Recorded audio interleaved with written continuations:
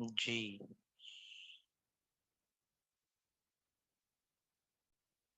जी, किसी का कोई क्वेश्चन है तो पूछ लें, और चैट पे अटेंडेंस भी दे दें।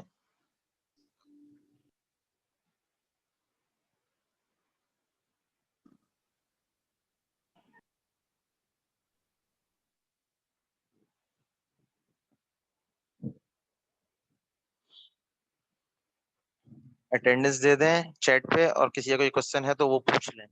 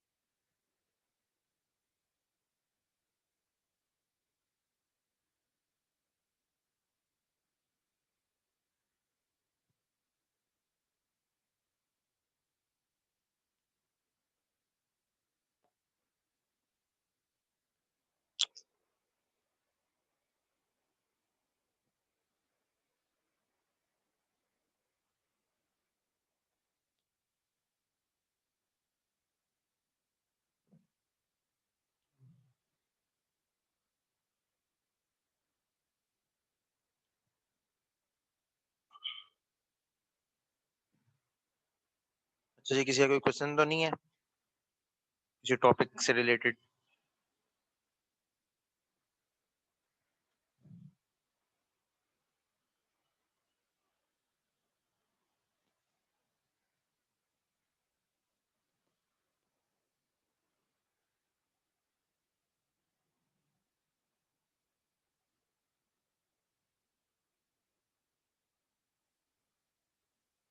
लूप का फ्लो चार्ट बना दिखा देता हूँ।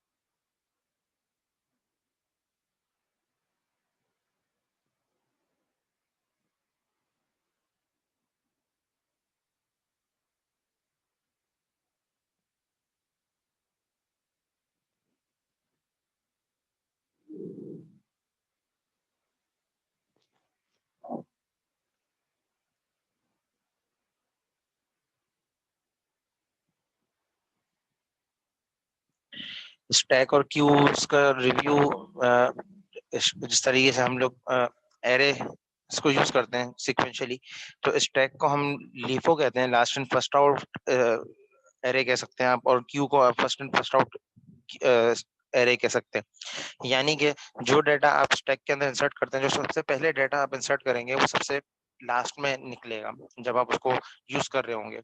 इसी तरीके से जब आप स्टैक के अंदर कोई डाटा पुट करते हैं या स्टोर करते हैं या सेव कर रहे होते हैं, तो जो डाटा पहले इंसर्ट हुआ है वही डाटा पहले बाहर आएगा। तो इसलिए इसको लास्ट इन फर्स्ट आउट और फर्स्ट इन फर्स्ट आउट भी कहा जाता है।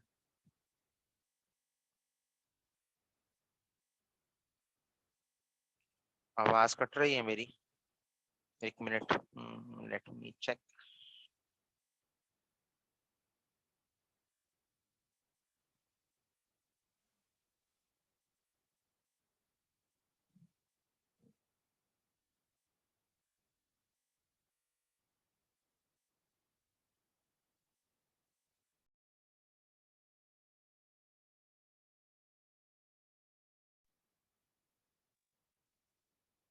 मेरा इंटरनेट थोड़ा शायद प्रॉब्लम कर रहा था, इस वजह से हो गया, नेटवर्क लैग कर रहा था।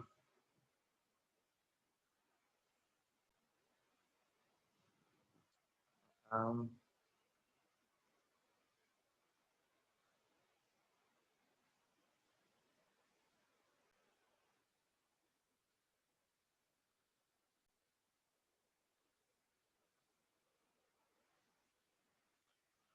अच्छा जी, ये लूप का जो वो देखना चाह रहे थे, फ्लो चार्ट, वो देख लें।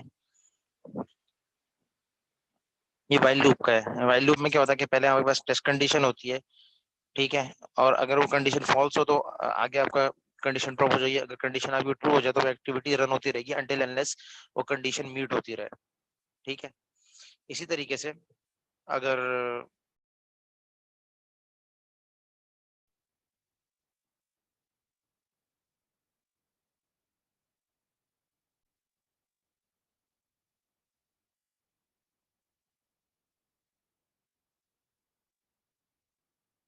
मेरे इंटरनेट का प्रॉब्लम हो रहा था, ये थोड़ा सा डिस्कनेक्ट हो रहा है। अच्छा, तो ये लूप है, बेसिकली लूप के अंदर हमेशा यही होता है कि आपके पास डिसीजन होते हैं। डिसीजन क्या होता है कि आपको डिसीजन लेना होता है कि कंडीशन है, तो ये जो भी कंडीशन बेसिकली अगर मीट कर रही है तब तक आपका लूप बेसिकली चलता रहेगा, और जैसे ही आपकी जो कंडीशन है वो मीट होना बंद हो जाएगी तो आपका लूप वहां पे ही स्टॉप हो जाएगा। तो जो अगर फ्लो चार्ट के लिहाज से देखा जाए या फ्लो चार्ट के लिहाज से इसकी बात की जाए तो बेसिकली इस तरीके का फ्लो चार्ट कंडीशन का होता है, उसको हमने बना के देखा भी था। आहिल, इतना इनफ है रिकैप के लिहाज से, या आप और एक्सपेक्ट कर रहे हो और कुछ कंफ्यूजन है तो पूछ लो। अच्छा जी, प्रोग्रामिंग लैंग्वेजेस का ओवरव्यू भी दे दूं मैं, जल्दी से दे देता हूँ। आवाज एक मिनट, अब रुक जाओ, क्लियर हो जाएगी।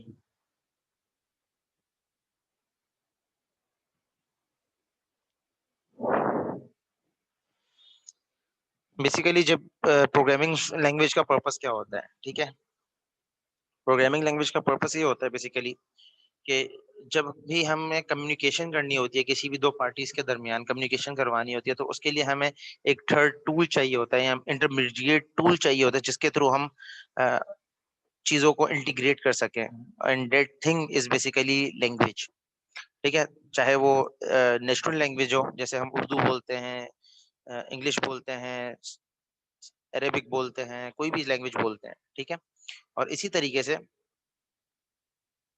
अ, अगर कंप्यूटर से हमें बात करनी है तो कंप्यूटर्स हमारी लैंग्वेज नहीं समझते और हम कंप्यूटर्स की लैंग्वेज नहीं समझते, ठीक है। तो इन दो हमारी कम्युनिकेशन कंप्यूटर से कैसे हो जाए, हमारा जो इंस्ट्रक्शंस हैं, जो हमारा इंटेंट है, वो कंप्यूटर को कैसे ट्रांसफर हो जाए और कंप्यूटर का इंटेंट हमको कैसे ट्रांसफर हो जाए, उसके लिए हम मशीन्स को यूज कर मशीन लैंग्वेजेस को यूज करते हैं। तो जो लैंग्वेजेस का एवोल्यूशन एवोल्यूशन था, ठीक है, 1950 से सबसे पहले लैंग्वेजेस बनना शुरू हुई, तो मशीन लैंग्वेज से स्टार्ट हुआ और आज हम फोर्थ फिफ्थ जनरेशन लैंग्वेजेस के ऊपर स्टैंड करते हैं, ठीक है। डिफरेंट टाइम स्टैम्प्स के ऊपर, डिफरेंट टाइम के ऊपर डिफरेंट लैंग्वेजेस इंट्रोड्यूस हुई, और हर लैंग्वेज के अंदर कुछ ना कुछ अपने फीचर्स हैं जिसकी बेस के ऊपर वो आइदर डिक्लेरेटिव होती है, आइदर इंपेरेटिव होती है, आइदर ऑब्जेक्ट ओरिएंटेड होती है, या वो फंक्शनल होती है, ठीक है। डिक्लेरेटिव ऐसी लैंग्वेज को बोलते हैं जिसके अंदर आप एल्गोरिथम्स नहीं लिख सकते, डायरेक्ट आप sort of question answering sort of चीज बना सकते हैं कि एक आपका एक रूल बेस होता है, उस रूल बेस से आप उसका आंसर बेसिकली बता दें। इसी तरीके से इम्पेरेटिव ऐसी लैंग्वेज होती है जो कि प्रोसीजरल कह सकते हैं आप इसको, प्रोसीजरल लैंग्वेज होती है, ठीक है। प्रोसीजरल किस सेंस में कि आप उसमें जो भी आपकी इंस्ट्रक्शन होती है, जो भी आप काम करना चाहते हैं, वो काम आप बेसिकली एल्गोरिथम्स के थ्रू उसमें रिप्रेजेंट कर देते हैं, लेकिन इसमें रीयूजेबिलिटी का कॉन्सेप्ट नहीं होता कोड के अंदर। तो रीयूजेबिलिटी के कॉन्सेप्ट को इंट्रोड्यूस करने के लिए ऑब्जेक्ट ओरिएंटेड लैंग्वेज है, कि ऑब्जेक्ट ओरिएंटेड लैंग्वेजेस में अंदर हमारे पास क्लासेस होती हैं, मेथड्स होते हैं, हम उनको यूज करते हुए रीयूजेबिलिटी इन कोड बेसिकली इम्प्लीमेंट करते हैं। और फंक्शनल लैंग्वेजेस जो होती हैं, बेसिकली फंक्शनल लैंग्वेजेस हमारी प्रोसीजरल कॉल्स या रिकर्सिव कॉल्स के ऊपर डिपेंड करती हैं। जैसे हम डाटा सेंड करते हैं और उसकी बेस के ऊपर कोई ना कोई रिस्पॉन्स रिसीव करते हैं, और इस तरीके से फंक्शन को हम डाटा पास किया, उस फंक्शन को उस डाटा ने प्रोसेस किया फंक्शन ने, और उसको बाद उसको उसकी वैल्यू रिटर्न कर दी। तो ये सारी चीजें इस तरीके की प्रॉब्लम्स को सॉल्व करने के लिए हमारे पास फंक्शनल लैंग्वेजेस भी हैं। और हमारे पास ऐसी लैंग्वेजेस भी हैं जो कि at a time object oriented के तरह भी बिहेव कर सकती हैं, इंपेरेटिव भी बिहेव कर सकती हैं, फंक्शनल भी बिहेव कर सकती हैं, जैसे कि जावा, सी शार्प और पाइथन है। ठीक है। इनमें ये चीज है, सी प्लस प्लस में भी ये चीज इवन है। तो ये सारे जो करेक्टरिस्टिक्स हैं उसमें पाई जाती हैं। ठीक है।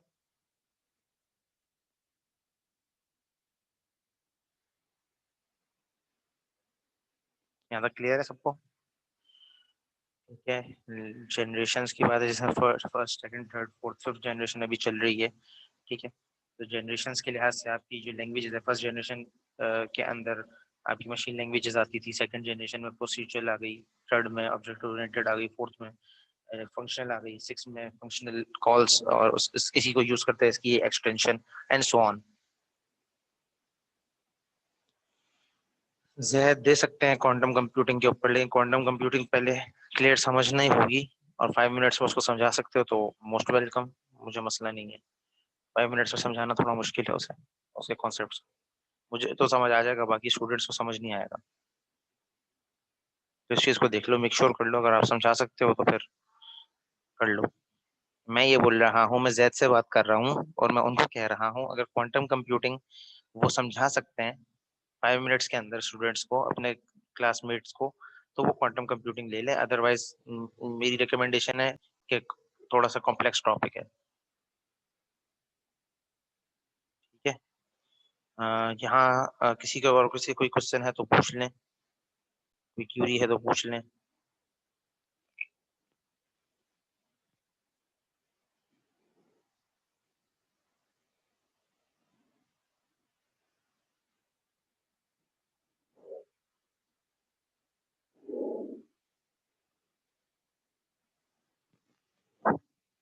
जी, किसी को कोई क्यूरी कोई क्वेश्चन है तो पूछ लें।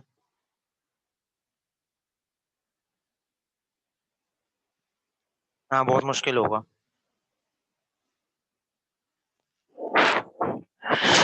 इसके ऊपर काफी बात हो चुकी है, फिर एक ही चीज को बार बार पता नहीं रिपीटेटिव पूछने का क्या शौक है। चलें जी, best of luck for exams. अगर ऑन कैंपस हुए तो हो सकता है मुलाकात भी हो जाए हमारी, अभी तक जो कि नहीं हो सकी। तो अगर हुई तो इंशाल्लाह मिलेंगे, अगर ऑनलाइन हुए तो फिर ऑनलाइन सही।